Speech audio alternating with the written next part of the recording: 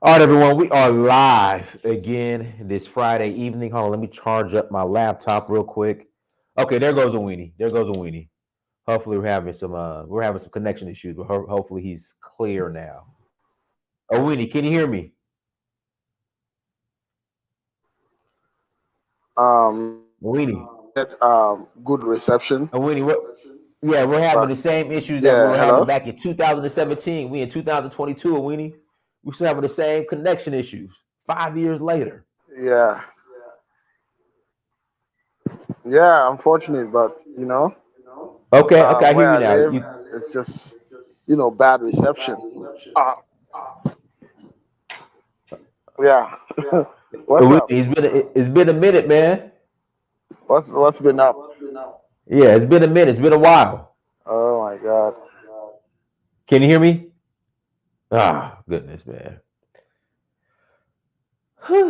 Guys, I'm sorry about the connection issues, but listen, we are live again. We're gonna go ahead and open up the lines as well. Hit that like button. Please share. Please subscribe. Guys, listen, the website, okay? Listen, to fire. I had to fire my previous developer. I got a new developer, and my new developer is has accomplished more in 2 days. In 2 days, he has accomplished more in 2 days than my previous um, developer did in a month. Goodness. So, guys, the new website for the tour company is almost done. Okay, it's almost done. It will be done this weekend. Okay, it will be done this weekend. Everyone, we are almost there. Again, we are almost there. Donfo Africa, you guys. Donfo Africa. Again, it's about 85% done. It's about 85% done. Still has some tweaking, some stuff we gotta finish. So if you guys want to roll to Sierra Leone with us in April, citizenship ceremony for April in Sierra Leone, just click on the Discover Sierra Leone button. Okay, he has to fix that. That's not lighting up correctly. So we got to fix that. Okay, that's okay. That's not lighting up right. Yeah, he did something there. So we'll fix that. Let's see. Yeah, we got to fix that too. So there we go. So guys, the side is almost done. Let's see if he fixed this part yet. Here we go. Oh, yep, he got everything in a row. So guys, this is the website. It's almost done. It is almost done, everyone. Almost finished. All right, we're getting there. We are getting there. Let's see here. Click on Downfo right here. Just trying to see the progress. Okay, here we go. Got the different locations. That's up. Almost done with that. All right. Got the community. Guys, click on community. Go to downfo.africa. Click on community. Join our Telegram community.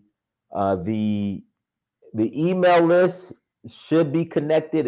I don't think it is yet all the way, but it's almost there. It is almost there. Okay. Like I said, the site is definitely going to be done this weekend, guys. Like I said, he's done more. Again, he has done more. Let's see if he turned that off. Yeah, he turned that off. Perfect. All right. So Sierra Leone, he's done more in 2 days than my previous developer did in a whole month.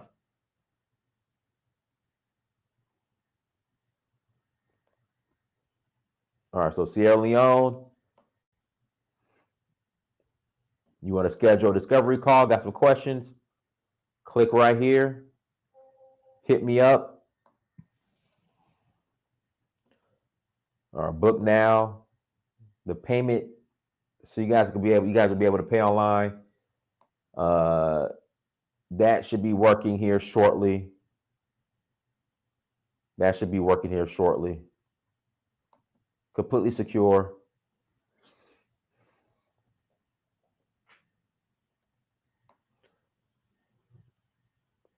So this is the itinerary right here for Sierra Leone. Tentative itinerary. And bam, there we go. Bam, there we go. So guys, it's almost done. Let's see here. What else did he do today? Oh, the About Us page should be completed or almost completed. All right, About Us. The team, the guides right here. Like I said, it's almost done. It's about 80% done, 85% done. And I'm pleased with the work my guy is doing. This is the locations we're going to be traveling to right now. Culture is not up yet. Community's up. Memoirs. Guys, if you want to contribute to this, I have a couple people already who's contributing. But if you travel to Africa, if you want to share your story, email me, hello@donfo.africa. And, we'll spotlight you here. The market's coming. We're going to be selling merchandise here in the market. So you can join the list and subscribe. So yeah, man, the site is coming along. Hold on, there's one more page I wanted to check out. Hold on one second. What was it? Help me out. Okay, he didn't put the testimonials on here yet. Or he has to add the testimonials. So online form, let's check this out. See what we're working with here. Okay, here we go. Contact us. Bam. Hit us up. Bam. So there we go with that. So guys, the site is almost done. Again, it should be completed, hopefully. Not even hopefully. It'll be done this weekend, you guys. It just has some tweaking to do. And if you want to roll to Nigeria with us, hit me up. Hit me up if you want to roll to Nigeria with us. All right, copacetic. As they used to say when I play football. Copacetic. Okay, Awini. Let's see if we get Awini on here. Awini, you froze up again. Okay, you froze up. It's all right.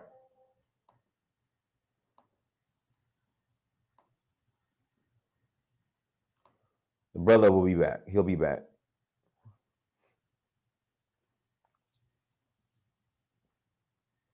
The brother will be back. So, got some corrections to do on the site. But you know what? Again, he's done a whole lot more. My web guy has done a whole lot more in 2 days versus my previous web guy did in a month. So let's see here. Copy the clip. Guys, go ahead and call in. If you want to call in, link is in the chat room. Again, link is in the chat room. Today's topic is why is Putin not getting the Gaddafi treatment? Why is Putin not getting the Saddam Hussein treatment? Why haven't we started a full-on invasion on Russia? Because per the government, Putin is more of a threat than Gaddafi was. So why aren't we removing Putin like we did Gaddafi? Again, why aren't we removing Putin like we did Gaddafi? That's the topic. Guys, link is in the chat room. Come and join the conversation. Again, Biden tried to sell wolf tickets to a wolf. And you know what's messed up? So Biden and NATO, they have promised this president of the Ukraine the world, right? Promised him the world. When you know what hit the fan, they are nowhere to be found. Again, they are nowhere to be found when you know what hit the fan. Abdul Kamar, go ahead. Abdul.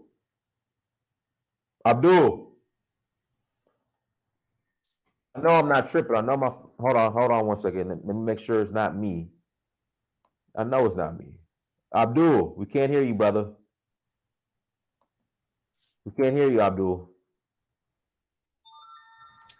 Yes, hello? Yes, go ahead. I hear you got to get that. You got to add some minutes to your Airtel or to your MTN line. You got to add some minutes, Abdul. Oh, okay, okay. Let me get this out right quick. So yes, actually, can you hear me? I hear you. Go ahead. Yes, yes. Actually, what I was trying to say is, in my opinion, basically, what I feel is going on right now is because right now, is just look at it as the same thing as the Cuban Missile Crisis, right? Mm-hmm. So for me, Putin, I don't think they're gonna ever think of invade that Russia, because basically right now he has a weapon that I don't think anybody in the world can stop. The hypersonic. You understand me? And the Mm. moment he created that weapon in 2018, he actually said it. He said now they cannot stop us. What's going on there, that Hillary Clinton and the rest of them for me, basically, I feel personally, I feel like they were the one who caused this problem, because back in the 19th century, they have a agreement called the Minsk Agreement that they signed to after the fall of the Soviet Union. They said that they will never expand towards the border of Russia, right? Everybody agree on that. And all Hey, of a brother, is that your phone vibrating in the background? Like, what is that? sudden, I don't know. Let me check. Let me check it. Let me check Yeah, it. I feel. I hear something vibrating, but keep. I mean, I hear it vibrating, like something like Oh, your okay, phone. okay. Go ahead. Yeah, well, I think it stopped. Yeah. So what I was trying to get to is that somehow, if we look at it in all different contexts, right? I mean, I'm not gonna say that Putin what he's doing is good. No, it's not good. But you can understand that he was pushed to a corner. This was building up since 2014, when they took out President Shevchenko, and that was a legitimate government, and he have to run to Russia, and then all of a sudden they came and put their own puppets to run Ukraine. So basically, you're looking at it like, okay, hypothetically, um, Virginia decided to leave the United States, and all of a sudden, Virginia have a legitimate government that is working with the United States. All of a sudden, China make a coup d'état in Virginia, and then take out the legitimate government, and then put their own puppets. What do you think the United States would do? Don't you think the United States is going to go back and take Virginia? Of course, that's their land. You get. I hope you get where I'm coming from. So basically, Right. for me, I feel like is the Cuban Missile Crisis all over again, 2.0. You know. Mm. Yes, sir, brother. Really appreciate that. Well, let me get Skylar on here. Hold on. Go ahead, Skylar. Oh, hey, Dynast. Yeah, the reason why Putin isn't getting like the Gaddafi treatment is because again, Gaddafi gave us his nukes. He gave up his nukes in exchange of peace, and they ended up killing him. And instead of Vladimir Putin, who didn't give up the nukes, that's pretty much why. Like, don't give up your guns. That's like the worst thing you could ever do in a situation like that. But yeah, that's why. And plus, Putin's like they're next to each other, so they don't want like an all-out war, which will spill over to Europe. And which, by the way, there's going to be like Ukrainian refugees coming over here. So just expect more like Joe Biden giving money to them in addition to the Afghanistan refugees and the Chinese over there in New York. And I'm just wondering, like, when is like Tariq Nasheed and like Ados is going to sign up to go fight the war in Ukraine since they love America so much and Yeah, take yeah, pride yeah. in like. Hold on. Yeah, let me. I was gonna ask the same question because you know their story. Bones. Oh, bones are made in America. Hey, no, here we go. We fought in every war. We have Every war fought now in every they can war. 'Cause we are they can here fight in this first. war. They can fight We in got this to war. fight in So this yeah, one too. We got to go yeah, ahead and fight yeah, in this one too. yeah, Our yeah. bones, and we fought in every war. Let's see, Awini's. Awini, you there? Man, Awini froze up on us, man. Yeah, we fought in every war. Here goes another war for you to fight in. Here Yeah, goes another one. that was Yeah, but yeah, that's interesting, man. Yeah, they need to go ahead and fight. Hold on. Awini. Oh man, yeah, it's yeah.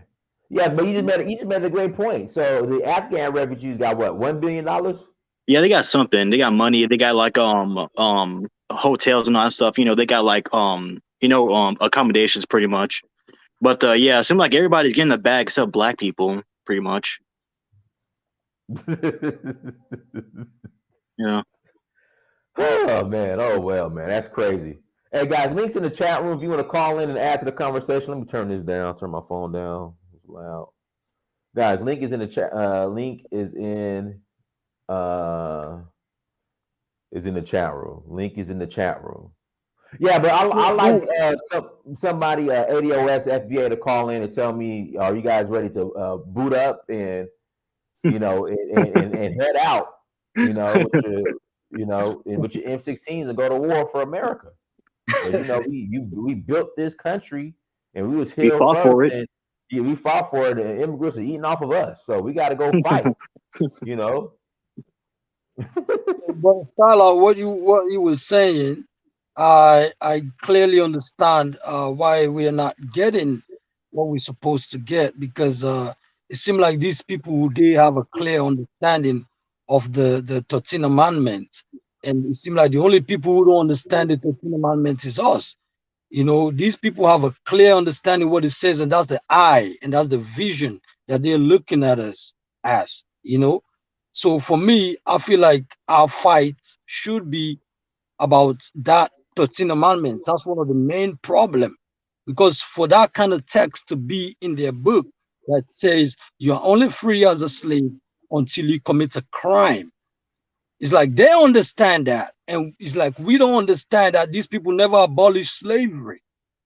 So that's why we are not getting what we're supposed to get. And we're going all the time. When we want to protest, we go to them, the same people, for help. They're not gonna do it.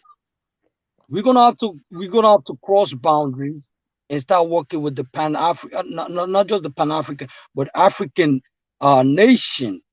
nations of Africa. They're the only ones who can fight this battle for us in the United Nations, because what's in that 13 Amendment is a human rights violation, is an international crime. They need to abolish that 13 Amendment. It's very vital. Trust me, that's the eye that they're looking at us. Is that even the police know, they understand that. That's why we are being treated that way. So it seems like we are the only ones who are missing the point. We need to understand where the true problem is. The roots of it is the 13th Amendment. That's just my opinion. Hey, Dinus, do you know what? Because I heard like there's some like Nigerians or other Africans stuck in Ukraine. Currently, I'm sure. you know, Yeah, yeah, I know for a fact there are Nigerians in Ukraine. I know for a fact. yeah. Do you know any like organization that's helping get them out? Because I'm pretty sure like Well, Bahari said like the yeah, they're government on made their it. own. Well, no. Actually, the government made an announcement that they're going to be sending like emergency evac, like a plane. Maybe Eric A or Air Peace is going to go get them. But that's what Okay, the that's government cool. said. Now I don't know Oh, if that's going to happen, but that's yeah. what the government came out and said that any refugees or whatever are Nigerian citizens who are in the Ukraine, they're going to come get them, airlift them out. Yeah, because I see like some Africans like that guy in Kenya. I think he's like at the UN saying like we need to condemn Ukraine, Russia for invading. Like my position is this: like are the Africans safe over there, and how can we get them out? I'm not interested in taking a side of against Russia or Ukraine. Pretty much, like I feel like Yeah, everyone's doing too much. Like pray for Ukraine, pray for the yeah, Africans over there. Like just get the right. Africans. That's pretty much it. Yeah, but like I said, I think the Nigerian government, the Nigerian government did say that they're going to send emergency evacuation, a plane Okay, that's good. to go. That's what they said. So I think they should be. They should. I don't understand why they would say that. I wouldn't understand why they was. I mean, I wouldn't understand why they would say that and not do it. So they're going to go send a plane to go get them. So looking, get them up out of there. Yeah. And yo, you Yeah, also but there are a lot. I think there are a lot of Nigerians in the Ukraine yeah. and Russia. A lot in the Ukraine. and Russia, and they are. Let's see here. Shout out to brother Fitzgerald Stevens for the super chat. Simple. Putin is not getting the Gaddafi treatment because he has nuclear weapons, and many believe he has the stones and will to use them. Exactly. That's true. Yeah. So. Like, look at North Korea. They have nukes. America isn't invading them. Russia has nukes. America's not invading them. China has nukes. America's not invading them. The moment Gaddafi gave up the nukes, that's when he got invaded, pretty much. Guys, links in the chat room if you want to call in. Click on the link. Abdul, anything else you want to add to the conversation? Yeah, actually, what the brother is saying is right. This is the clear bias. Basically, for me, I feel like it's sort of like bias. What they were doing to countries like Iraq, which they invaded forcefully, and we all find out that they have nothing of a such. And then countries like Libya and Afghanistan. So they're talking about democracy and want to preserve the country and the sovereignty, but they have broken so many rules and laws about sovereignty. You know, if anybody should be talking about sovereignty, it's clearly don't have to be anybody from the West, because they have caused so many countries in the Middle East. You understand me? So for me, the reason why they're not going after Putin is that Abdul, you're breaking up, Abdul. You're breaking up, brother. You're breaking up. Okay, yeah. What I was saying is that the reason why they're not going after him because he's well equipped, and plus, right now he have a weapon that I don't think anybody can stop. You know, like the hypersonic that goes of the speed of sound. Yeah, maybe that's why I gotta look this up. So that's a real weapon. Good. I gotta look this up. Yeah, it was developed in 2018. He have intercontinental hypersonic that they can mount a nuke on.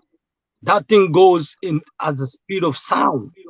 So if they launch it over there, it's gonna take 20 minutes for it to get over here. There's no way you can react to it. It's very quick. So that's why they're not touching him. He's untouchable right now. Oh wow, here we go. Hold on, we're about to play this real quick. Hold on 1 second. Hold on, we're about to play this real quick. Give me 1 second. Share. Hold on. Guys, hit that like button again. Please hit the like button. I'm about to play this right now.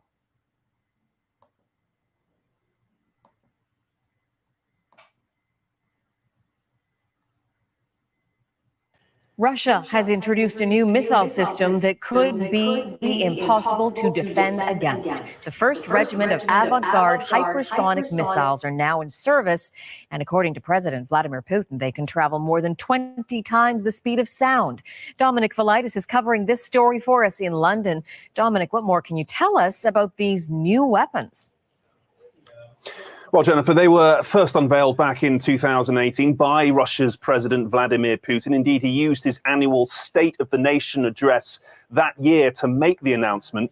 They are very fast. We're told, as you say, they can travel at 20 times the speed of sound. They can be mounted on top of an ICBM and can carry nuclear weapons of up to 2 megatons. But that's just part of the story, Jennifer. As well as being able to travel at incredible speeds, the avant-garde so-called glide system means it's also highly maneuverable. It can make sharp turns and take unpredictable courses on the way to its target, making it more difficult to intercept. And this is perhaps its big selling point and the quality that makes it really quite worrying. In effect, it is a new kind of intercontinental missile system that at the very least is difficult to defend against. Indeed, when it was unveiled last year, Putin boasted that the avant-garde was invulnerable to not only existing missile defense systems, but potentially future ones as well. Although I should stress, some experts here in the West have cast doubt on that claim. Jennifer.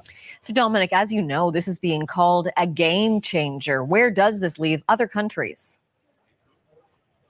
Well, certainly the United States and China have hypersonic missile programs of their own. China claims to have already tested such a weapon. But if the Russians' avant-garde is indeed in service, as they claim, it would put them well ahead in terms of current missile technology. And Moscow's announcement today comes at a time when Cold War arms control agreements between East and West are pretty much collapsing. Take the New START agreement as one crucial example. It is due to expire in February 2021. Russia appears willing to extend it, but the current US administration seems skeptical. And with avant-garde now apparently in service and other next-generation nuclear weapons on the verge of entering service, there is a need for existing treaties to be shored up. Indeed, some think we even need new international agreements, new international treaties to deal specifically with this new type of technology. Jennifer. Dominic Velitis, thank you. So what does Russia's new weapons technology mean for this country? I put that question to Christian Luprecht, a professor of political science, Royal Military College and Queen's University. We now have technologies, not just by Russia, but also by China, that essentially are able to defeat many of the defense capabilities that we currently have for the North American continent. And so if the Canadian defense policy is strong, secure, engaged, the secure stands for a secure North American continent, and the continent is no longer secure, that puts North America at risk. And that then fundamentally changes the deterrence posture, the deterrence game, and deterrence doctrine that we will need to adopt in order to contend with these new threats. So particularly in Canada, what would we have to do to prepare in the face of these new threats?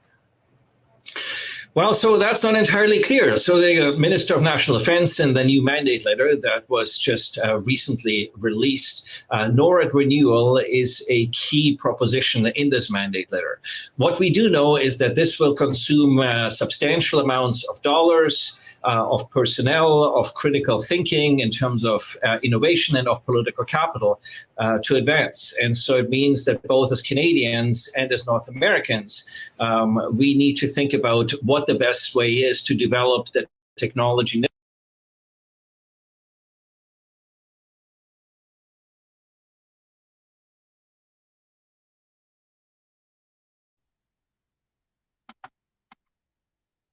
Yeah, I can't hear you. I can't hear you. There we go. Okay, I'm back. All right. Let me bring Adam on. Adam Somalia, go ahead. Adam Somalia. Adam Somalia, going once, going twice. I know I'm unmuted. I guess you guys can hear me. All right, gone. All right, U.S. lawyer, go ahead. How you doing today? I'm good. How you doing? Pretty good. This thing's been going on for a little while. This thing actually started, I don't know if you know, in the 2014 coup that Obama-Biden did. And when they did this coup, the democratically elected president, they ousted him. And the Russians actually found out that his convoy was going to be intercepted, and they had the paratroopers come in and take him to Russia. But the bottom line is they made this agreement. There was some Russian areas. That's when Crimea voted to go back to Russia, because they're primarily Russian speaking, and these other two areas said they wanted to be independent because a lot of Russian speaking there, they want to keep their own culture. And they had the Minsk agreement, and they said that they would allow these people to have their own culture. The problem they had is a lot of these people that were working with the Ukrainian government, some of them were actually neo-Nazis. They don't even believe that the Russians are true white people. They believe they're like some kind of Asiatic, European kind of people. And they've been shelling them. They killed 14,000 of them in the last 7 years since it happened. So what finally happened is, Putin said his red line was he didn't want NATO to get on his border. And they've been floating around. Harris was there like a week or two ago. This is how they knew. One more time, who was killing who? 14,000 people. Who got killed? There's like one of things like Luhansk and I think in the Donetsk. I might be pronouncing right, but I know one. Kiev is in Kiev. Kiev. No, not Kiev. There's two areas. It's in the east part. Right. The two countries that Russia just recognized. That, but I know you're talking about. Right. They're not really countries. They're just like two areas, but they're on the Russian border. They're in the eastern part of Russia. They just recognize those were two, but those two areas are supposed to be autonomous. They were supposed to have some autonomy, and they were going to be able to do things like carry on their Russian culture and speak the Russian language. And as soon as they entered this Minsk agreement, which Ukraine signed, they entered that agreement, which would give them some autonomy.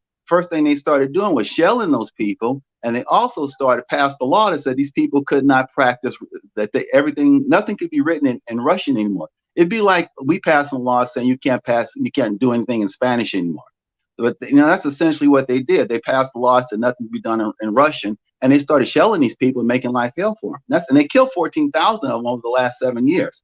That's where this sprang from. But Putin said his red line was that you could not have you couldn't have NATO on his border, and Bill Clinton promised him that NATO would not be on his border.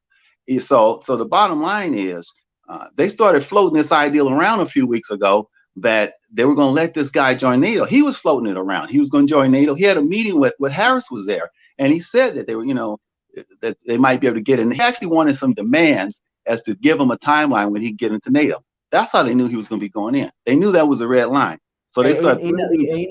What's messed up? Like they're leaving them hanging right now. Like they're saying, "Listen, bro, we can't do nothing for you." Yeah, he stuck his ass out there with this stuff, talking about he's walking around and he already knows that's a red line. And then he went to a meeting where he said that he wanted a timeline for when he could join NATO. Now they knew that, and they started then trying to play this game with Russia, saying, "Oh, Russia's going to invade. We're going to put these sanctions." They were testing them out. They were trying to preempt him but the problem is what Putin said this when Macron was there. He said that if you allow them to join NATO, then under Article 5, if we attack Ukraine, NATO has to come to the aid. And he said, we can't fight NATO. We said we can't fight all those countries. He said, but we have a superior nuclear arsenal. He says, and do you really want it to come to that? And he also said when he went in the other day, he said that nobody better not interfere, because if you do, you will have a result that will be worse than anything in your history you've ever had. So he's been threatening without saying he was going to use that nuclear arsenal. That's why they said we all got to stand down. I mean, and the other thing they're not telling you is in 2015, the Russians, they ran drills. They had like 2.6 million people and like 260,000 first responders. And they ran drills for nuclear drills. They just ran nuclear drills a few months ago. But the West is not telling you this. The Russians have been getting prepared for a nuclear war, and nobody said nothing about it. They also had another plan that was released, and the plan said part of this whole thing with getting China was they wanted to have regime change in Russia. That's why Russia and China all of a sudden said we're more than allies. They're like we tied together because they realized that their fate is together.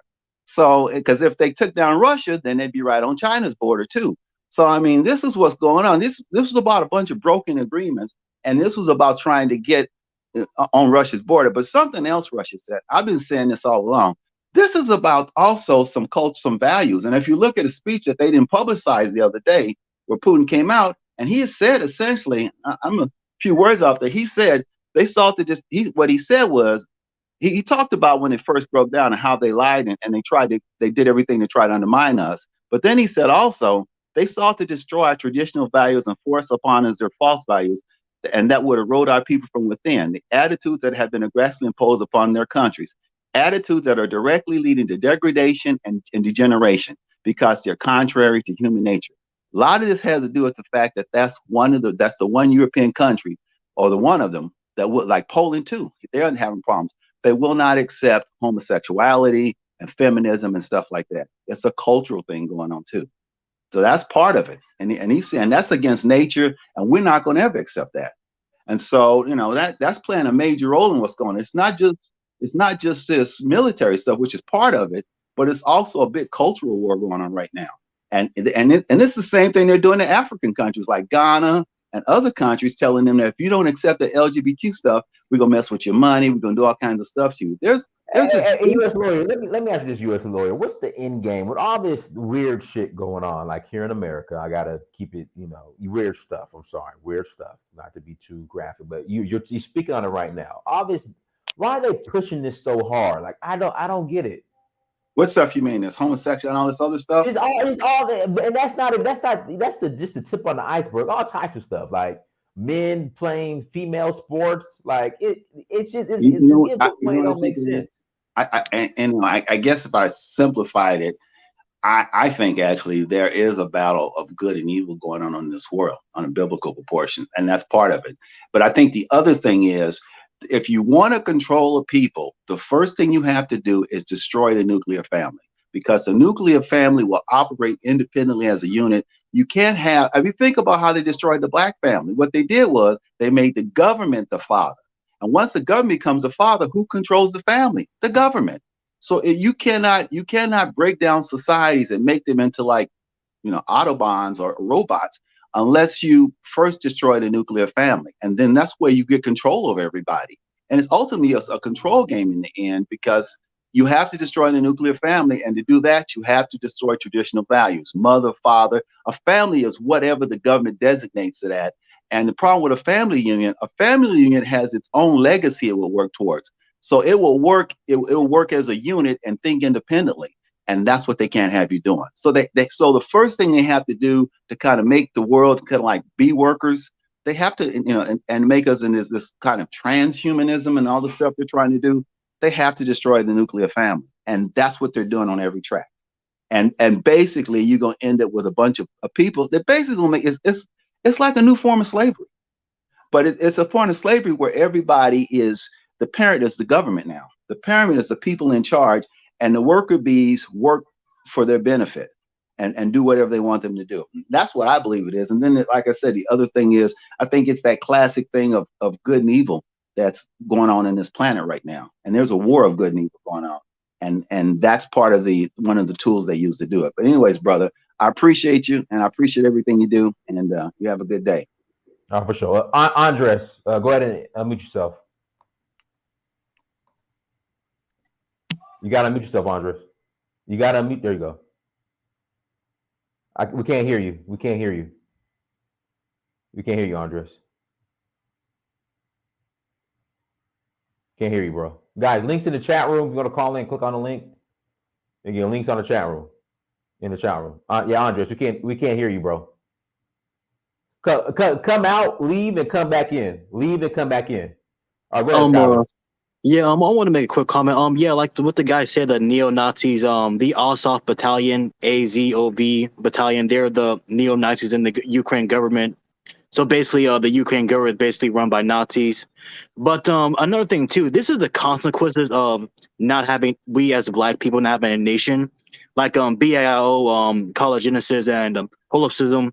Like this is gonna affect us. Like if we live in America, I'm a truck driver. You see like the gas prices going up. You see all these gas prices going up recently. And over there in Ukraine with the Africans, like they have to get out of there. Like there's a war-torn country. And like if like Africa doesn't like supply its own oil, like European politics and all this other crap is gonna affect us negatively. Like if we had our own oil, all our own reserves, this wouldn't affect us. Like in Nigeria right now, like oil prices going up. I'm sure you're aware of that, right?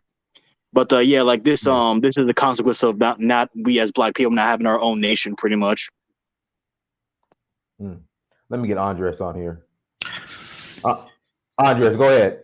How are you? How you doing? Good. We Can you hear me, Prince? Hi, Prince. Hi, Abdul. Hi, Skylar. How you doing? We're good.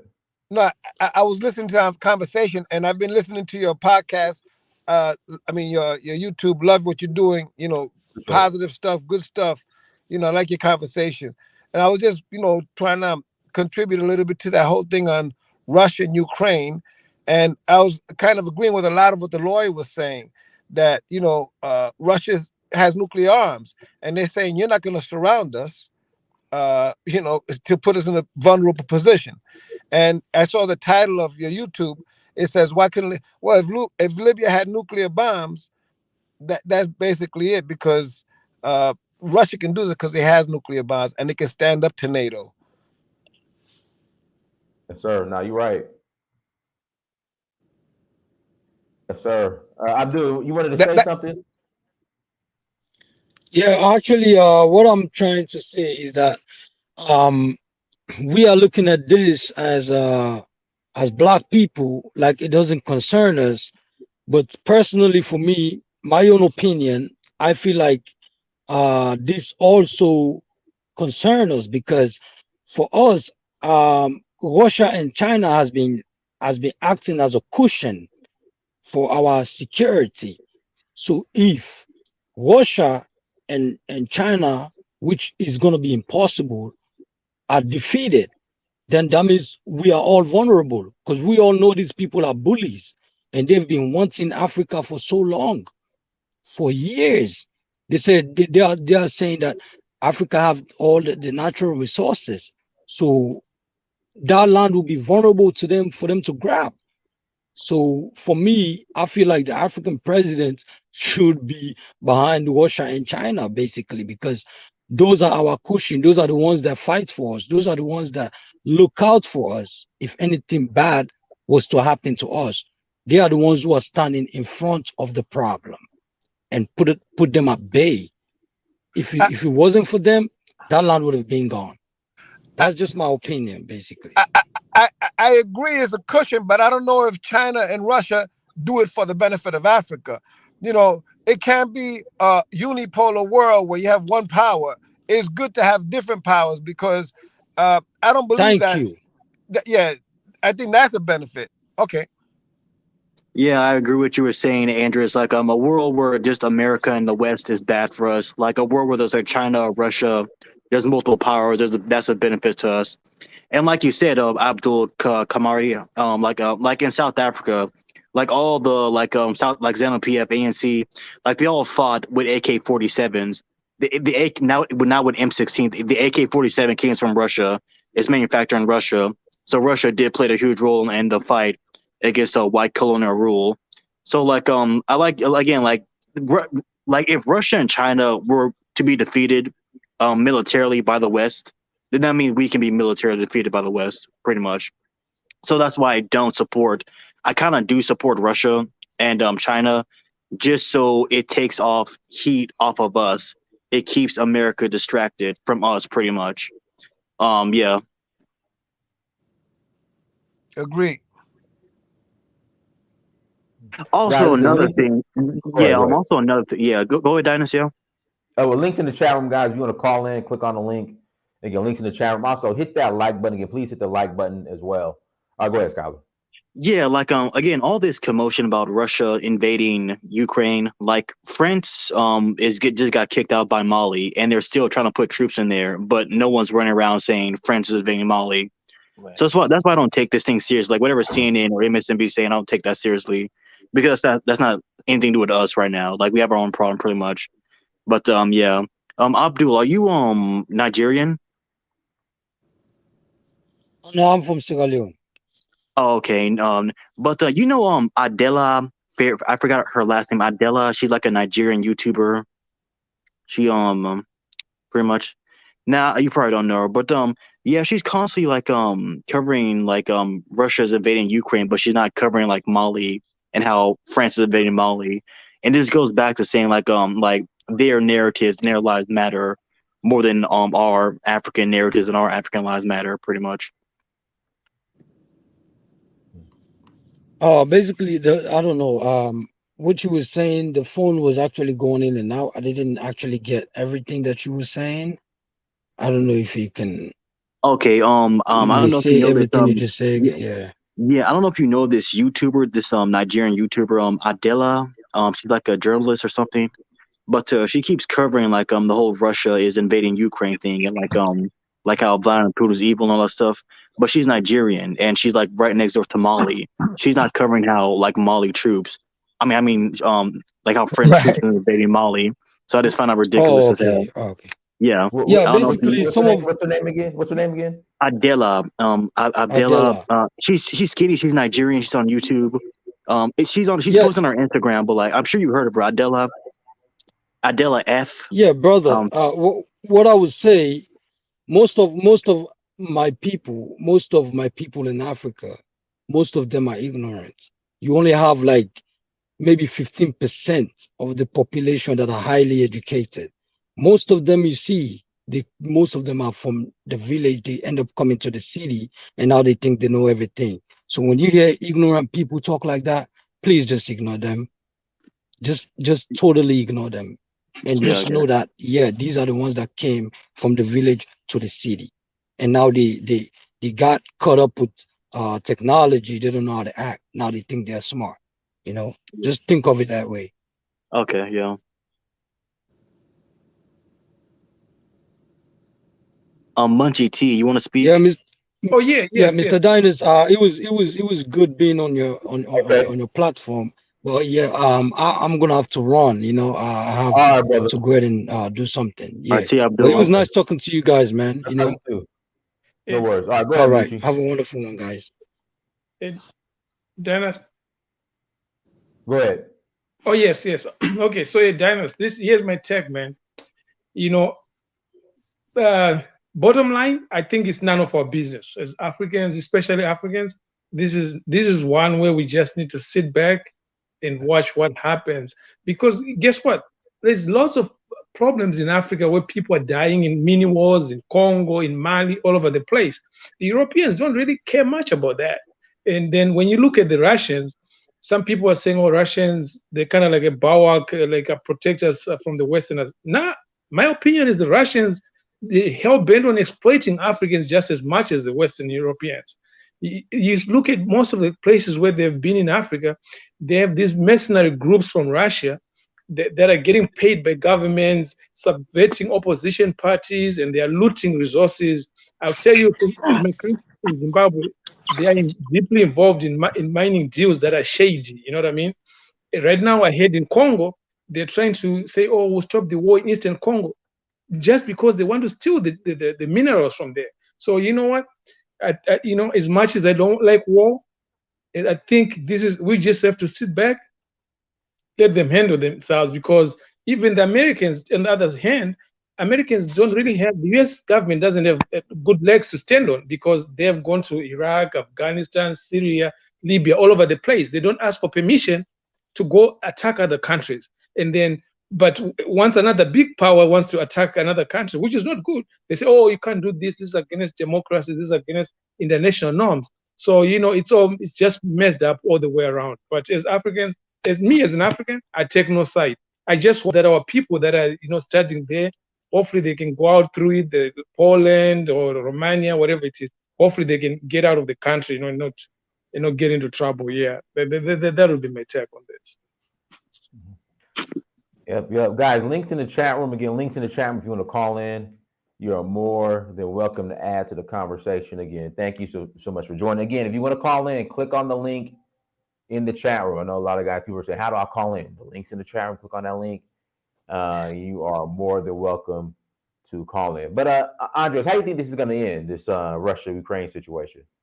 I'm hoping that it ends with a puppet government, so that Putin, you know, Russia's satisfied that they're not being threatened, because the last thing I want is for this to escalate into a war. So a government that Putin or that the Russians feel are not a threat, and that way NATO doesn't find itself getting involved, because that's the big thing, that NATO gets involved and then the things escalate from there, because this could easily turn into a nuclear war, you know, miscalculations and stuff.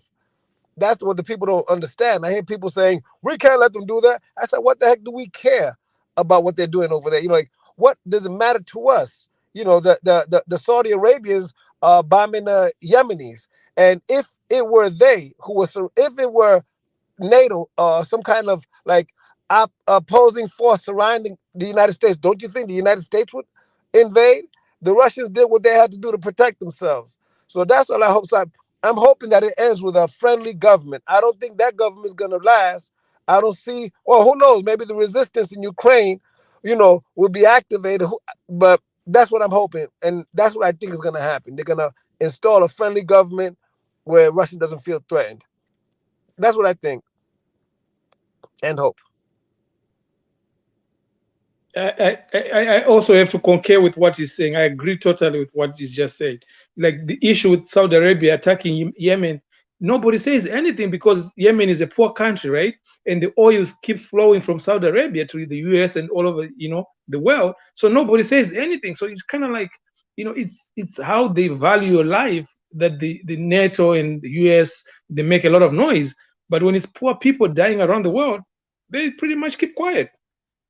And you're on your own. Yeah.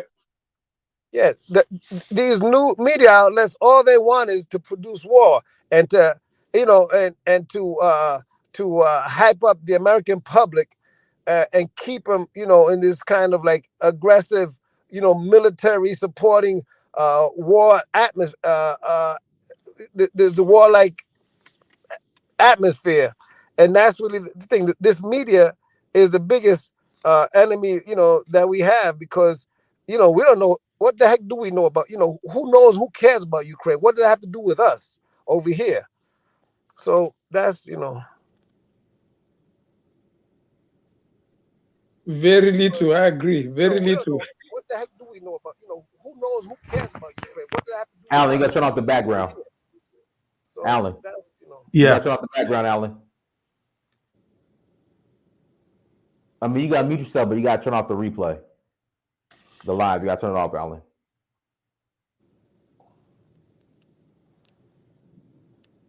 Alan, you there? Unmute yourself, Alan. Yeah, I'm there. I'm here. I turned it Go off. ahead. Go ahead. Sorry about that. No, I was just gonna say that I believe that I don't think anything's gonna happen. I really don't. I think that Putin has calculated this since about 2014. I think that he knows that the American people and NATO have no will to stop him. And he already took Crimea and he sat there for years on it. And he knew they're not going to do anything. So now he knows they're not going to do anything, especially since 2 weeks ago, he already made the deal with China for them to pretty much back him, because China is thinking about doing the same thing to Taiwan. So it's I don't think there's any will to stop them. I don't think anybody wants to run up into Russia and start a war, because they know that's futile, because at some point they'd have to put boots on the ground. They don't want to do that. I just don't see them needing to do anything. He has the cojones or the balls to go in there and do whatever it is he wants to do. And that's just simply what's going to happen. Biden, did Biden sound to anybody like he was going to stop anything or do anything? Listen, he had a press conference, and like these journalists were getting in his ass, pause, and he was just stuttering his ass off, bro. It's begging abstract. Oh, sanctions.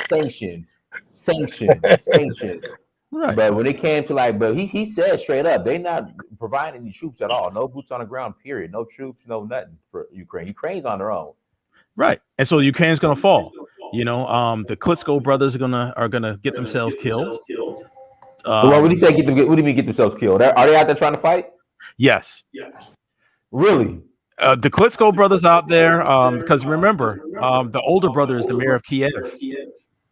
I didn't know he was the mayor. Yeah, he's the mayor. And so he's going out, and he's him and his brother put out a video, and their videos out there now, articles out there now where they're saying his days are numbered, because that's honorable. That's honorable. It is. That's honorable. And what's his name? The other one who beat Joshua, he just flew in from England, and he's coming in there too. Usyk. Are you serious? Yes. The big. Are you serious? Yes, Alexander Usyk went there too. So they have honor. The flights are still going into Ukraine. They I don't know how he got there, but he's there. They have him pictured. He's there, and he came in from London. Okay. Or probably went through a second country or something. Okay. Yeah. So the Ukrainians have honor, and they're all the famous ones are running to do that, but they're not winning this. They went in there and used those helicopters, and they bombed all their airfields. They bombed their pretty much their equivalent of the Army Academy. They have nothing to fight other than just hand-to-hand combat, and that's not going to work. But you brought up a good point, about China and Taiwan, right? Because now, because Russia has done this, if China moves on Taiwan, what's the U.S. going to do about that? Nothing. The U.S. is being challenged now because all the stuff that they've done the government has done in the past couple of years, invading other countries, blah, blah, and all this nonsense. Now it's kind of coming back to bite the Western countries. Like we can't do anything to Russia. China's probably going to try and move on Taiwan, and what's going to happen with that? It's crazy.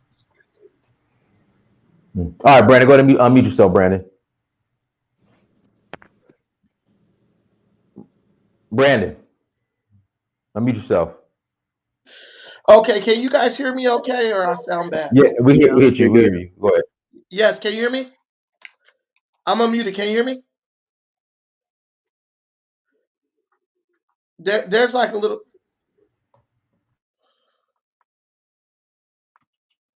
Hold on real quick. We can hear you, man. We can hear you. Go ahead. We can hear you. Can you hear me now, Dynas? Okay. Okay.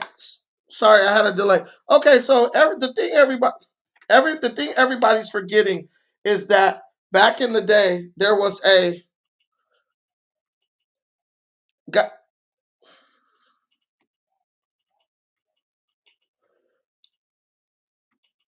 hold on, guys. I'm sorry.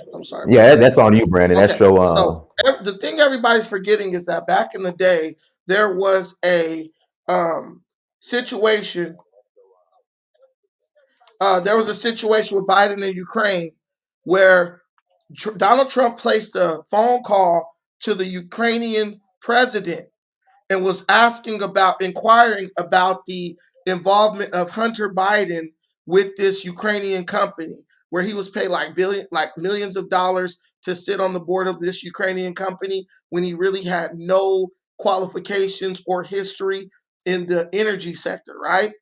Now, at that time, Joe Biden went and threatened the Ukrainian government and said that he would withhold $1 billion in foreign aid from the United States if they did not fire the government's top prosecutor, right? So Biden and Ukraine already have a strained relationship. So Biden has never been a friend of Ukraine. Also, what you have to understand is that Biden is in the pocket of China. His son has made deals with China. His son has made deals with Russia. And the person who's actually in bed with Russia and China is Joe Biden. He's always been that way. You remember he said that China's success is not our downfall. They're not stealing our lunch and all that stuff. So Biden has always had it out for Ukraine ever since they threatened to derail his campaign against Trump by exposing the corruption of his son, Hunter Biden. What I believe is that Vladimir Putin, being that this guy is he's all up in Ukraine's business, I believe that Vladimir Putin has some dirt on Joe Biden, man. I believe he has some dirt on Joe Biden, and that's what's really causing Joe Biden to be so hesitant with these sanctions and putting troops on the ground to support Ukraine, because one has to think, at the very least, he could have deterred Joe Biden he could have deterred Vladimir Putin at the very least. But for some reason, he chooses not to do that. And no one really knows. On what basis would Joe Biden put troops on the ground in Ukraine? There's no basis. You have to be part of the NATO for the US to activate whatever the articles to attack. If one country, Ukraine is not part of NATO, so the US has no basis to attack Ukraine. No, that never stopped the United States from intervening before. They always talk about democracy and to protect democracy. So they would send troops in to support, or even with the sanctions. They didn't the fact is they're under no, the fact is the US is under no obligation. That's a fact. Listen, Moochie. Listen, you're not paying attention. No, I'm telling you a fact. I don't know what you want me to listen to. Listen, are you disputing the fact? How old are you, Moochie? It doesn't matter how old I am. Yes, it doesn't matter. It doesn't. Okay, guys, Why? Why does it matter? Listen, no, I don't have Moochie. I want to hear Brandon. I mean, guys, listen. You know that the liberal-minded Democratic people, they got that short-term memory. Dynas, when has being a member of NATO ever stopped the United States from using the protecting democracy as a reason to stand up against communism? Russia is a communist country. The United States has always did shit to Russia in the name of democracy. They armed the freaking Taliban in the name of democracy. And Afghanistan wasn't a part of the NATO. So you sound dumb. Because why would you give Taliban terrorist weapons and support them, and they're not in NATO, but a democratic country, Ukraine, you give them no aid. Hold on, Brandon. I'll give you another one. Brandon. Insulting people does not make you intelligent. What kind? Let me ask you this: what's your level of education? How educated are you? What school? I mean, how far have you gone in education? Ah, damn. No, man. you say that sounds dumb. I want to know how much education do you have? Okay. How Moochie, much? you talking over the host now. Okay, be quiet, Moochie. You're talking over the host now. So Obama did the same thing for the rebels in Libya. To overthrow Gaddafi. Gave them weapons. Syria too. And Syria. Brandon, can I have a question? I want to ask you something, Brandon. Yeah, I watch your videos a lot. I did some questions. You seem kind of pro-America, kinda. I just want to ask some questions. Like, are you in favor of China taking back Hong Kong and Taiwan, and Russia kicking out NATO out of Asia? Just wondering, yes or no to that. They've already taken over Hong Kong. Yeah, I know, but yeah, they have taken over Hong Kong, but they're trying to take over Taiwan. But I want to ask Brandon this specifically because I just had some questions for him. Everything that China does is co-signed by America. China and America pretend to be enemies when in reality they're number one trading partners. You're not the enemy of someone who you trade with 99% of the time. So in that region, China, in my opinion, is leveraging the fact that they produce many American goods for kind of being able to have some freedom to move around in that South China Sea area, that whole area. So with Taiwan, I don't think China's going to invade Taiwan because Taiwan is a friend to America. I don't know if that's a strategically important point for America, which I think it is. You know, there's a lot of like secret submarine landing points on those islands, right? The nuclear submarines can stay out at sea for like 3 years. They only land to like reload. But there's a lot of islands that are secret U.S. landing points for submarines to drop troops off, put troops on and stuff like that. So I think China's just posturing. I don't even think China supports what Russia's doing because in a way it inadvertently hurts them too. My point is, like, if it's easier for the Chinese to take back Hong Kong and their land and Taiwan, and if it's easier for Russia to take back, Ukraine, wouldn't you think it'd be easier for us as Africans to take back the land in South Africa and the land in Zimbabwe and the land that the white people occupy? Because when Robert Mugabe kicked out the white people in Zimbabwe, Russia was the only country not to sanction Zimbabwe for doing that. So that's clearly mean like if South Africa was to do it with kick out the white people there, Russia and China would not sanction them for doing it. So that's my thing. Like if like they can do it, kicking out the white people in China and the Westerners in China and Russia, South Africa and Zimbabwe can probably do it. And with the white people in there, that's occupying them. So like when America is weak and the West is weak and China is strong and Russia is strong, we are as Africans are strong to take back our land, just like they are able to take back their land. That's what I'm trying to get at. And in some of your videos, you seem to be against China taking Taiwan and this kind of pro-American stance. I don't know if that's your opinion or not, but yeah, I just wanted to inquire in that pretty much. Oh, so basically, somebody needs to mute their mic. I don't know who that is, but basically, South Africa, when those South Africans was killing those white farmers, nobody sanctioned them. Trump actually offered to let them come to America because America was going to have a neutral stance on that. And that was the time for South Africa to really push them out, but they did not because the higher ups in South Africa are totally bought out by white supremacy. So they end up being able to stay. The situation with Zimbabwe was that the Zimbabweans, they were not really trained on how to operate the large farming equipment and to sustain the farming operations in that country, which led to like people starving and not being able to eat. So they pretty much could not survive those sanctions because they were no longer able to import food and stuff. And their farming operation had been run by Caucasians or Mzungus for so long that they really didn't have the technical skills. So that was just a failure of their president to prepare himself to deal with sanctions. Putin, on the other hand, I believe, has sanction-proofed his economy. Also, the number one thing that the Eastern Europe, the Western European nations aren't sanctioning is his selling of oil and natural gas to Western Europe. That's the death blow that they have not dealt to Russia yet. If they stopped buying his oil and natural gas right now, Putin would have no choice but to pull out of Ukraine immediately. So at this point, it's a little bit of Ukraine has always kind of been more on the pro-Russia side. Even during the Cold War, when they got rid of their nukes, they gave those to Russia.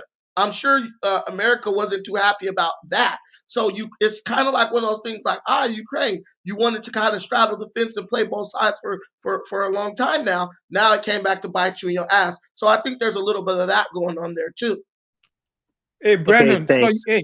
Brandon, I'm from Zimbabwe, so let me tell you something. The people who have always been working the land are black people, okay? The farmers have the capital, but the people that have always been working the land are black people. Agricultural production has gone up now. Zimbabwe is producing just as much as we need in Zimbabwe, okay? And then the other thing you want to talk about South Africa, the only reason why South Africa will not take the land so easily is because the South African economy is heavily leveraged on the Western economies. So it's not Russia and China, a small portion of the South African economy. So South Africa could not, they can take the land, but if they take the land, they'll be hit with the huge sanctions like what happened in Zimbabwe, and the economy will collapse. It's as simple as that. So the government in South Africa, they're not idiots. They're not just going to act on emotions like you would maybe like them to do. No, politics, it doesn't work like that. Economics, they have to think about their people. If they did something stupid and try to take the land, they will be hit with heavy sanctions from the US, from the European Union. Russia will not do anything. China probably won't do anything because you know what? They're exploiting resources in Africa already. They don't care. The Chinese don't care about what you do with your internal politics. But South Africa cannot and will not take the land. I mean, I don't know how long it will take, but they will not take the land because they know that they've already seen what happened to my country. We're just neighbors, so they're not going to do that. Simple as that. Yeah, Moochie. Moochie. Yeah, like again, like sanction proofing your economy, like Brandon said. Like you build your economy where they can't sanction you. I agree with Brandon what he said right there, and that's what South Africa needs to do, and they have been doing it. But Moochie, one of your politicians said that I don't know who said that. I think it was a vice president. He said that the whites didn't teach us how to farm. That's why we can't farm. I'm sure there's plenty of Zimbabwe that can farm and stuff like that, but I do think ZANU-PF did make some mistakes, and they didn't prepare themselves when they took back the farmland. I do believe in taking back the farmland, but they need to prepare themselves economically and educationally to do that, or they end up like the situation currently. I'll let somebody else speak. Andreas, Alan. Yeah. I just wanted to say that I just truly believe that that the United States and NATO, as I said before, they're going to do absolutely nothing about this, no matter how far Putin takes this. Because again, our country doesn't have the will to actually send people over there, which is the only thing that's going to stop him. And he knows that. And they can he's send been playing. They can send Turk and Rashid. But he knows that. And he knows that the only people he needed to ask permission from was China. And when 2 weeks ago, when him and China struck the deal, basically saying that, they were going to support them, that was it. This was inevitable. Everybody, the whole world sat and watched it happen, knowing full well that this was inevitably going to happen. And China is going to back, and they're going to get their goods and services throughout the whole, whatever sanctions they're going to put out there. They're going to get the cheap stuff, just like same place everybody else does from China. Yeah, and Doctor, can I say this real quick, and then whoever talks? Listen, Donald Trump, everybody always talks trash on me for voting Trump and being conservative. Donald Trump stopped all this way back when he was in office. He started producing American energy. We have more natural gas than Russia. We have more oil than Russia, like 20 times the amount of oil and natural gas as Russia. Donald Trump made USA an oil and natural gas exporter, which killed Russia's oil and natural gas exports. Because we have so much more oil and natural gas than Russia, we could lower the price of these energy sources so much that it would price out Russian energy. Therefore, they wouldn't be able to even find anyone to buy their energy because it'll be too expensive. Donald Trump dealt with this situation. Biden, on his first day in office, killed American energy production, which gave Putin the green light to go into Ukraine. So look how long he waited, a year. That year was for him to finish the Nord Stream 2 and to start pumping natural gas from Russia to Germany. As soon as that relationship got solidified and it was going good, he invaded Ukraine because that gave him the financial stability, right? And made him impervious to sanctions because Germany is not about to cut off their energy supply to protect Ukraine. This is just the way it works. So Trump protected Ukraine and everybody from this mess, and Biden on his first day in office set the stage for this to happen. But black people still gonna vote Democrat. Black people still gonna say it's all Trump. I keep telling people, I had a show on my channel the other day. Black people inadvertently started this war and they don't even realize it.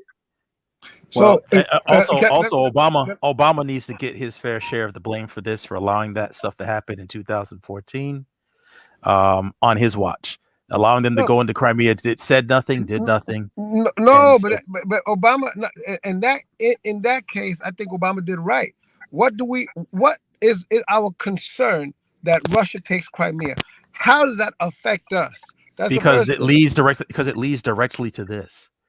No, and how does this affect us? Do you understand that this has the risk of dismantling NATO? Because if Putin goes into Ukraine, takes that, the next thing you're going to set his sights on is Estonia, which is NATO, and then we will have to send troops there. No. That's what I don't agree with that. Yeah, I don't agree with that because the next step. Do you just not want to blame Obama for anything, or no? It's not that I want. I thought that was I think that was only one of the only things that Obama did that was correct. Stay out of Crimea. Because you do not listen, bro. You do not let communism take ground. What communism, bro? Are you talking about? Are you kidding me, bro? Communism? Calm down, brother. Calm down. Russia, no, sorry. Communism? Russia is a communist country. Oh, bro.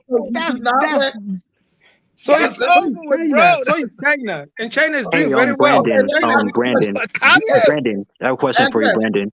Brandon. Hold on, Tyler. Hold on, Dynas. Let me ask you a question. How long has Vladimir Putin been the prime minister of Russia? I don't know. Well, like 20 years, like 15, 20 years? 20 years. Yeah, but that's how like democracy to you. That's not like democracy. Bro, communism is dead, bro. That's done and over with. I mean, I can't believe you're talking about communism, bro. 20-year dictator and communism's over. Biden got African dictators. I mean, Putin got African dictators beat. He did it at 20 years.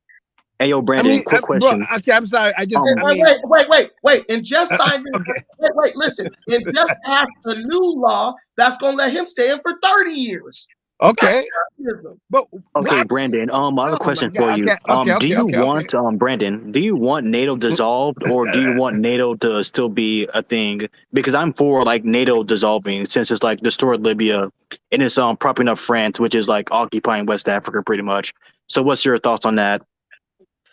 I don't really care about these white folks and what they do with their stuff. I just want to make sure we get Africa strong enough to at least defend in the instance of something like this, because what I see happening in Ukraine, I see it happening in Africa even easier, right? These guys start bombing and rolling tanks in. Our continent is not equipped to defend itself by any means. So I think this should push the AU and all these groups to develop some type of nuclear program, man, because if you don't have enough capacity to blow them up and blow yourself up and kill everybody, they're not going to respect you. I agree with that.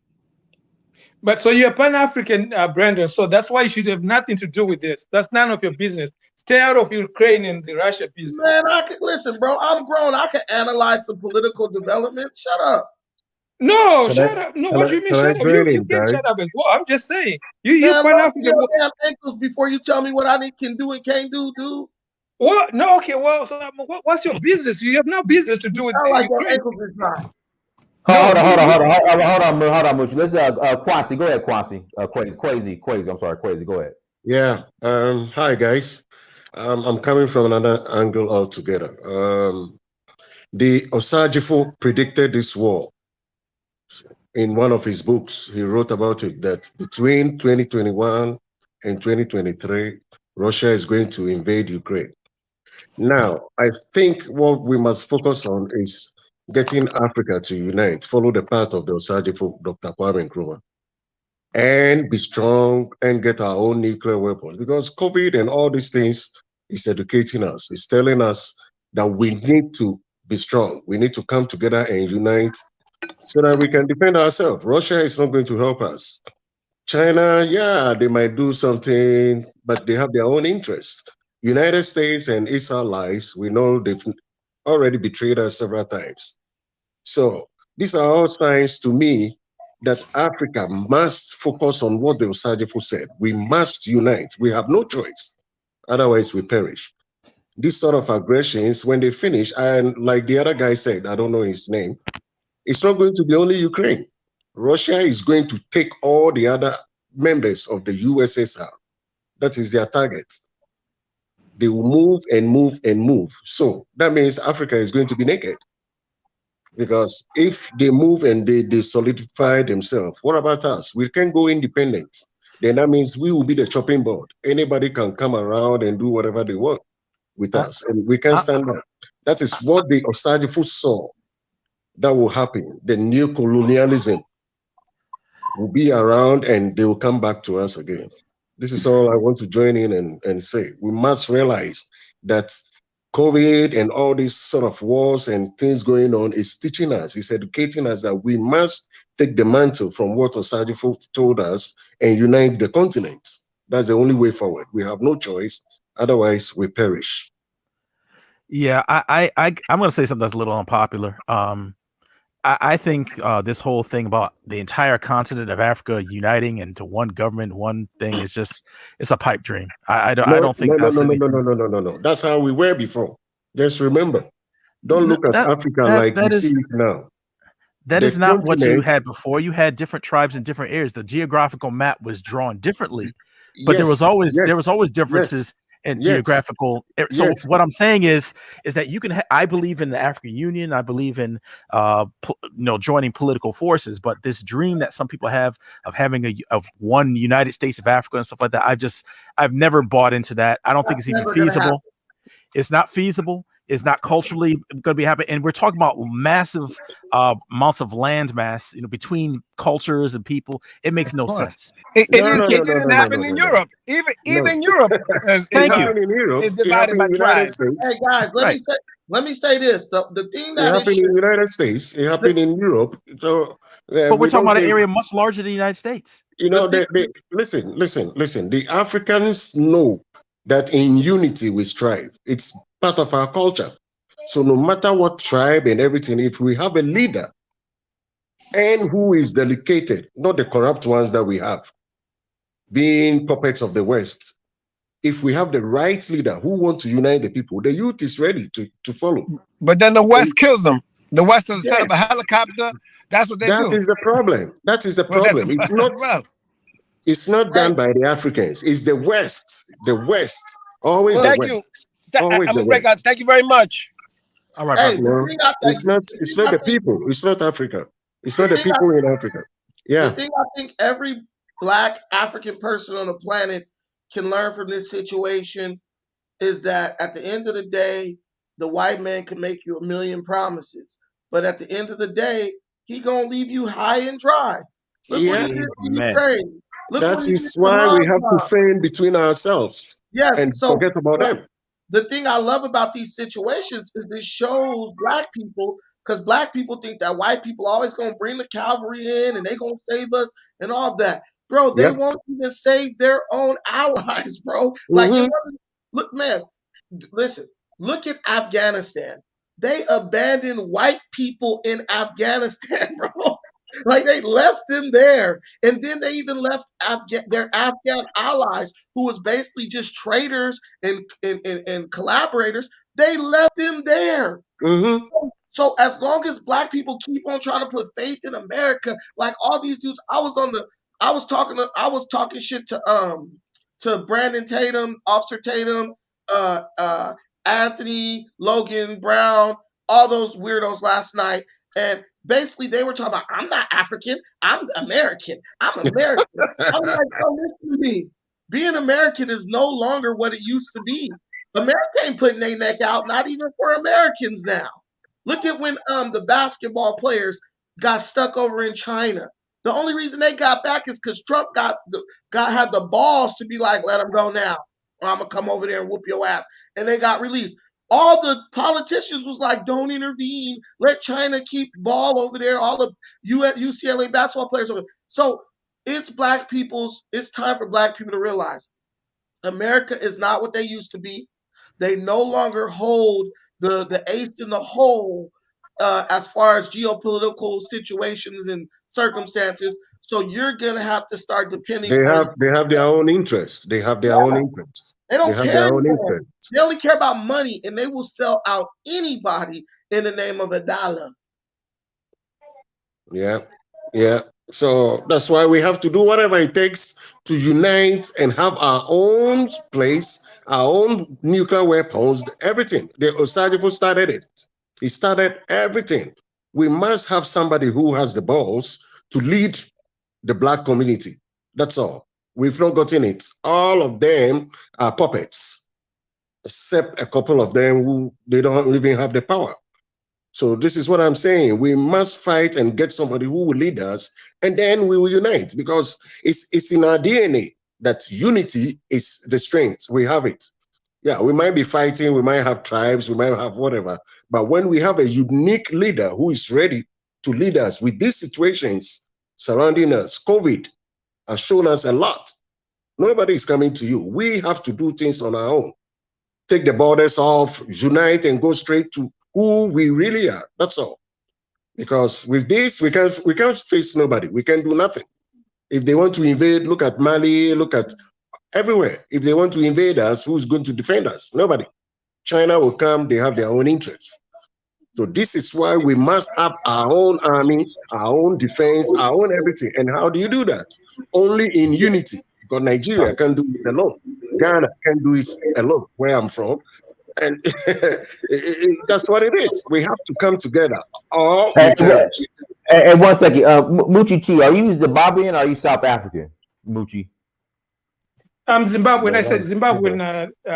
Zimbabwean. Let me ask you this: why did South Africa give up the nuclear weapons at the end of apartheid? Or why? The British took everything. Well, the British took everything away.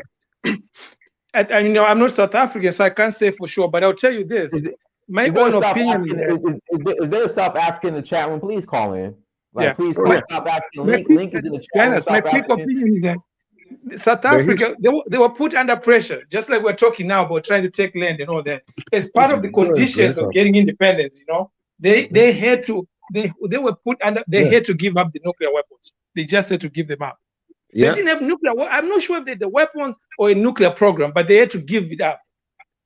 Yeah, so, yeah. How about telling the truth that Mandela pretty much sold out his country? And did no, and man, it's not a thing we're selling out. The British took everything away. No. That's just the emotional arguments that people come up with. It's not emotional. Hold on, let me finish my argument. Then you can tell me if it's emotional. What I'm saying is that Mandela did everything he could to appease the white masses before he took power. And he made it clear to them that he was not going to be a threat. Part of that was allowing himself to be disarmed and not to have any sort of military teeth.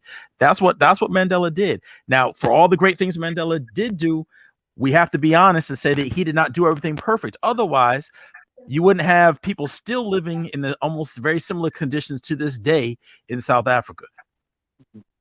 Well, you know what? You could say that, but the thing is this. who knows if he had stuck like, hey, we need to keep the weapons, they might say, hey, you're not getting independence. Then what? That Look is at it. man, look at Zimbabwe. Do you know Zimbabwe, when we got independence 1979, there was an agreement called the Lancaster Agreement, right? The British and the Americans and Zimbabwe. Part of the agreement was that they were going to finance the Zimbabwean government to buy land from white farmers, right? But then after a couple of years, 10 years or so passed, right? And the government in England changed. And the different party in England that was now in power said, no, we are not under any obligation to give you money to buy this land of these white settlers who were primarily British people, right? Which is part of why Mugabe turned around and was like, well, the land was ours in the first place. Why should we need to use our own money to buy back the land? So, it's not always clear cut, I mean, things are written down, contracts are made, and the Westerners have the upper hand. They have the power. So they can just switch up on you, and what you going to do? That is why Africa must Hey, unite. can I say something real quick? People need to stop blaming Nelson Mandela for giving up nuclear weapons. He didn't do that, bro. It was the white guy who was president before him. The guy, de Klerk, he was the guy who was president before Mandela, and he's the one who dismantled the nuclear weapons.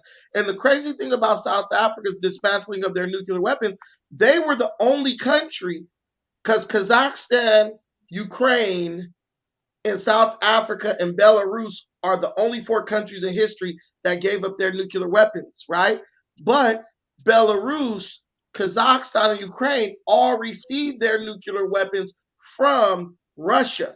South Africa was the only country that literally started its own nuclear program and built its own nuclear arsenal.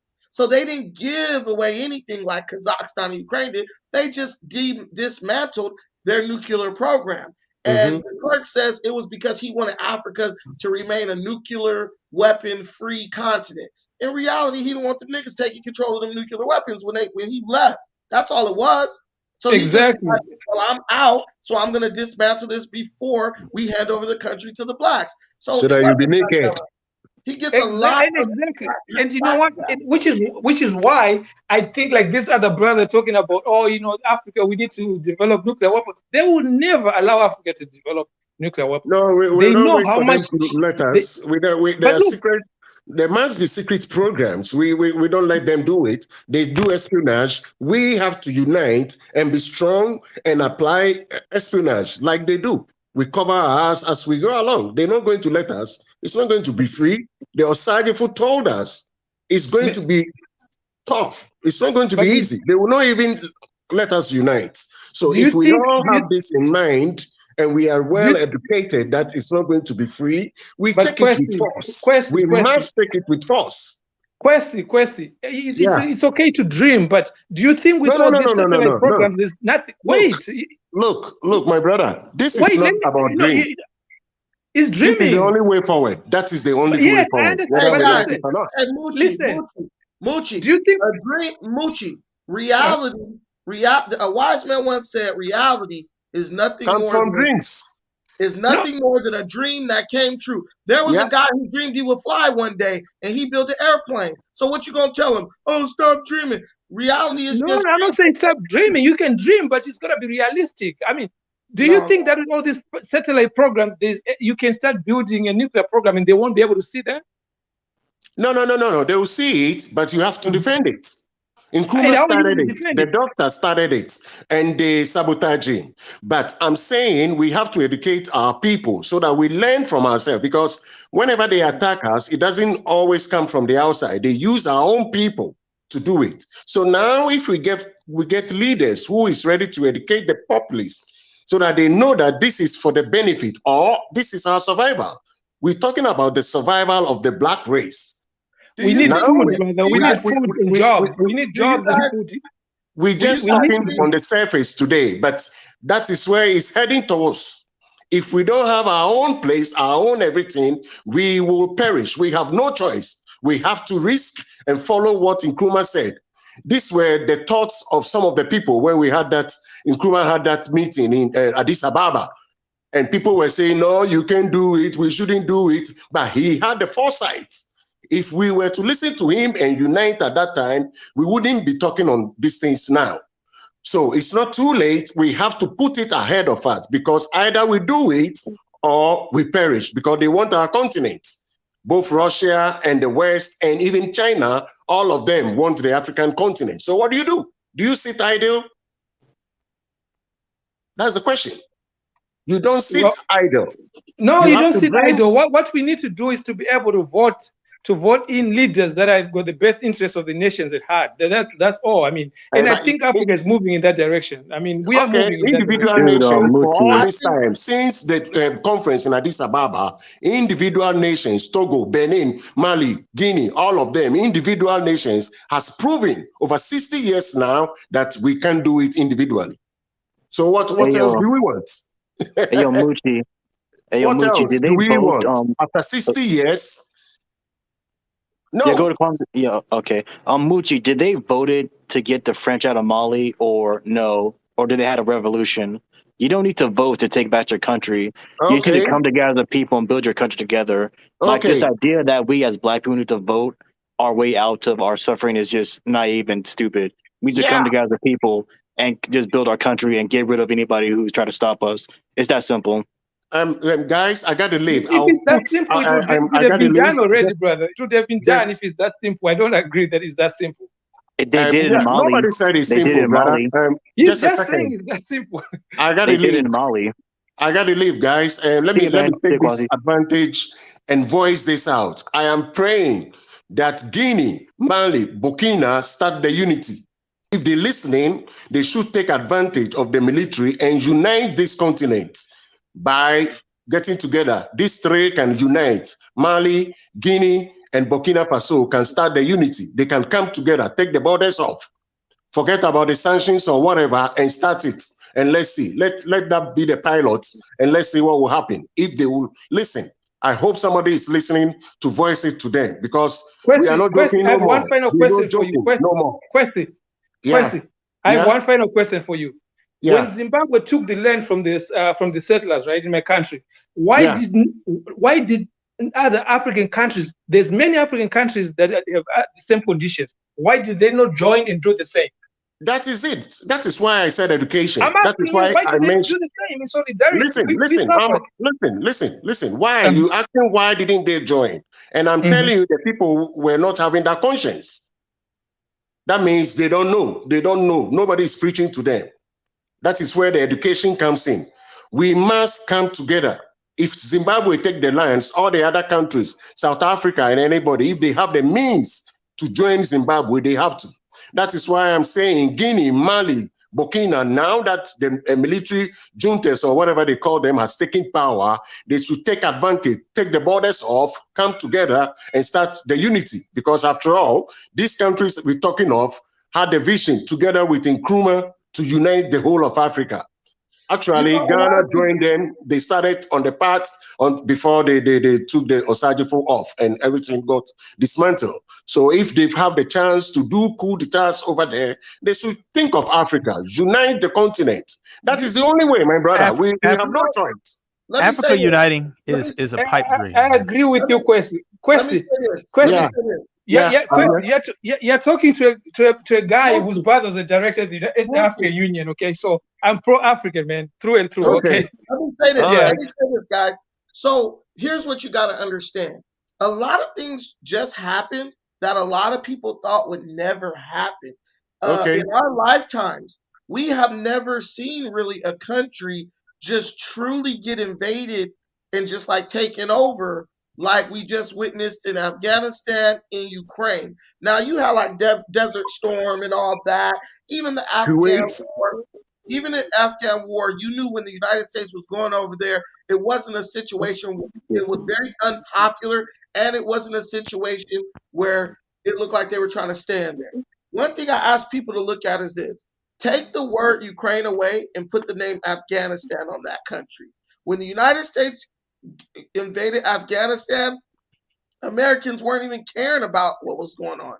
Now, because it's another country invade another country, all of a sudden we're so up in arms and oh my God, this is terrible. But I believe that Ukraine a white country being invaded by Russia will be something of a wake-up call to many African countries. Because one thing that is certain, these people in these African countries definitely want to hold on to power.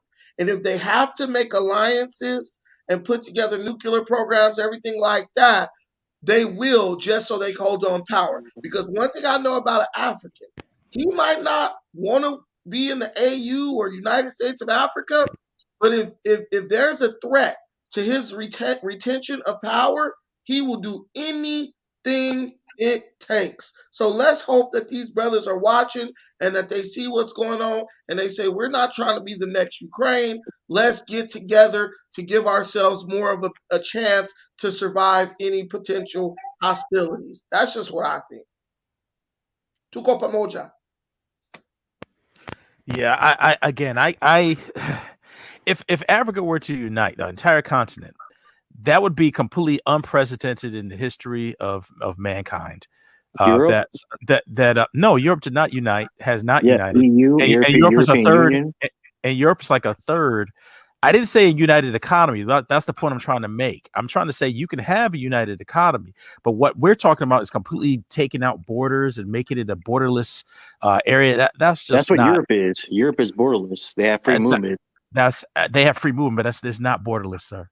That is We're getting into semantics here, but okay. It's free movement across the continent. We don't need to do it the European way. We have to do it the African way. That's all. Our own way. We don't look at nobody. Hey, yo, it was great to talk to everybody.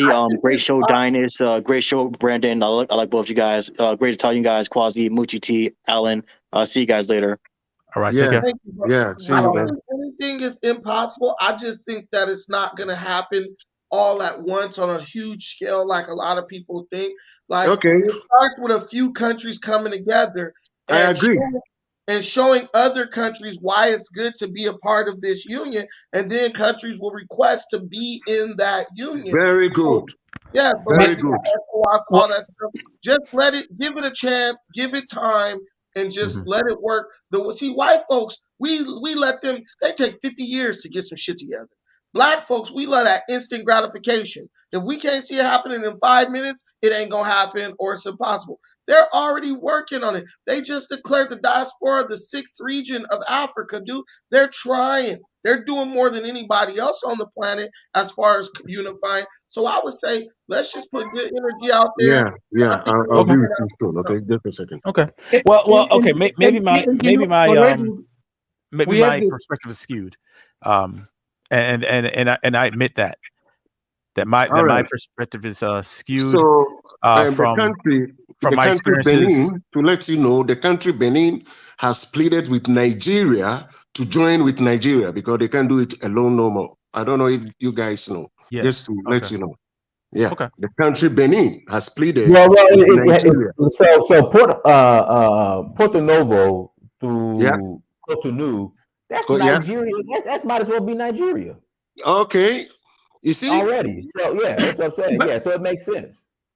But question, I think as long as we can get the CFTA ratified by all countries and we start having the continental free trade area, and there's movement of commerce and people throughout Africa, that is what is key. To me, that's more important than having one president for Africa or all those things. They've been talking about it for centuries. They've never No. The CFTA has been ratified by most countries, my brother. We're talking I know. The capital is Ghana. The headquarters is in Accra. I know about it. Yes. That's what people worry about. It's superficial. I don't what think do you mean superficial? Superficial in the sense that Today, as I'm talking to you, we have the borders between Ghana and Togo closed.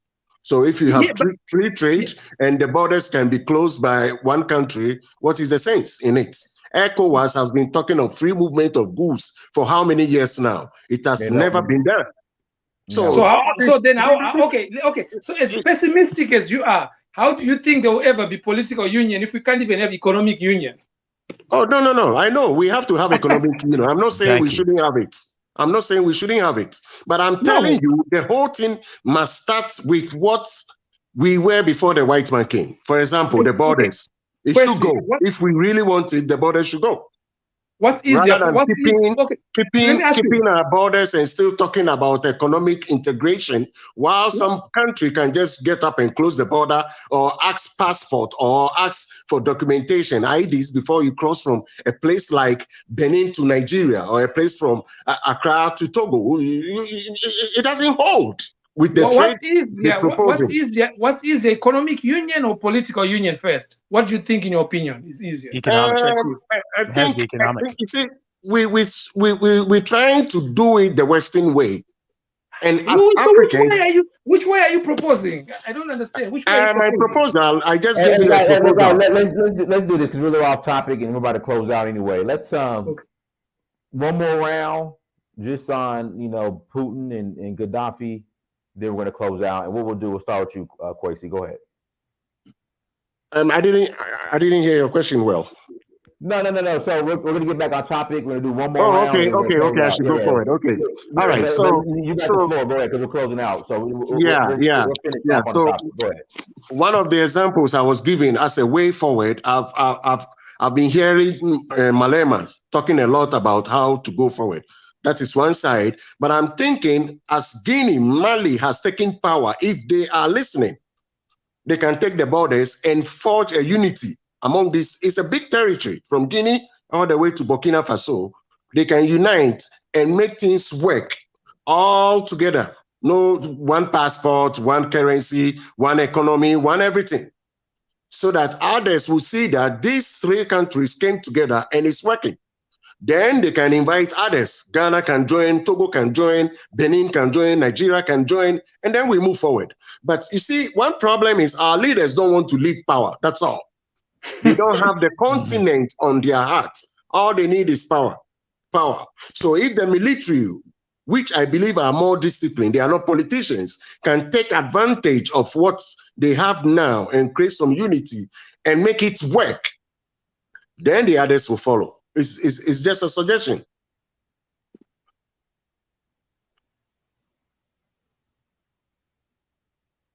Hold on. I'll mute myself. Hey, appreciate you coming on, Kwesi. I'll mute you. Go ahead. All right. I would just say one. I mean, I'm not sure how possible it is. You have three military guys that take over power, and then for the three guys to say, "Oh well, we're just gonna need one person." But anyway, my last comment is that I just think that this issue in Ukraine is sad. We don't want to see citizens, people, common people dying. But in terms of Africa, I think it's really something where we should just sit on the sidelines. It's got little much to do with us. That's it. Thanks, Diana, for the time. All right, thank you. All right, go ahead, Alan. Yeah, and I kind of think that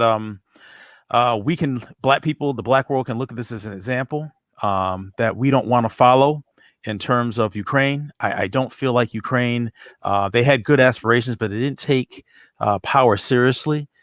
Their prime minister is a former comedian. Hey, real quick, Alan, didn't some years back that Putin he was accused of like poisoning the president of Ukraine? Yes, he poisoned several people.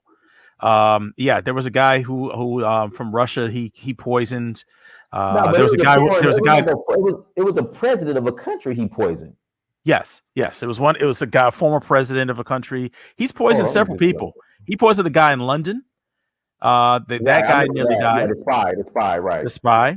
He poisoned another guy who was running against him, and was getting a lot of traction. And when he left, and when he came back, he was poisoned. When he came back, he's in jail. He's standing trial right now. Mm-hmm. So so when you're dealing with someone like that, you can't elect comedians as your president, former heavyweight boxers as your mayors, and things like that. People, I think they became more obsessed with the popularity contests and being egalitarian instead of worrying about the nuts and bolts of how can we survive as a country if Russia were to come back. I don't think they calculated that, and I think that could be a good lesson for people around the world, but Black people in particular, that we need to be more serious people and not be followers of entertainment and letting entertainers lead us. Just Yes, sir. my opinion. Yes, sir. Everyone, thank you so much for joining. Like, share, subscribe. But till next time, family, Dynasty Mirror Search for Huru. Peace.